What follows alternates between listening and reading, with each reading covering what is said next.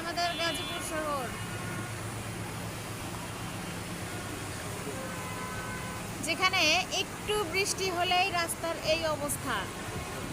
একদম মিনি কক্সবাজার, আমরা মিনি কক্সবাজার এটাকে বলতেই পারি। দেখেন, এটা একটা গার্মেন্টস প্রতিষ্ঠান, এইটার সামনে কি একটা অবস্থা। মানুষ দেখেন কত কষ্ট করে পরিশ্রম করে। এই যে পানি, এখানে কম করে হলেও একজনের হাঁটু থেকে কোমর পর্যন্ত পানি। এটা হলো আমাদের রংপুর না, এটা হলো আমাদের গাজীপুর শহর। দেখেন অবস্থা, দেখেন ভয়াবহ অবস্থা, একদম ভয়ানক পরিস্থিতি।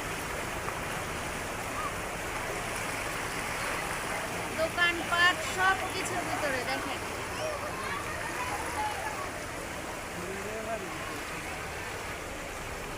এবং আমাদের যে গাড়ির সাইলেন্সার, এটাও যে কোনো মুহূর্তে ডুবে যেতে পারে।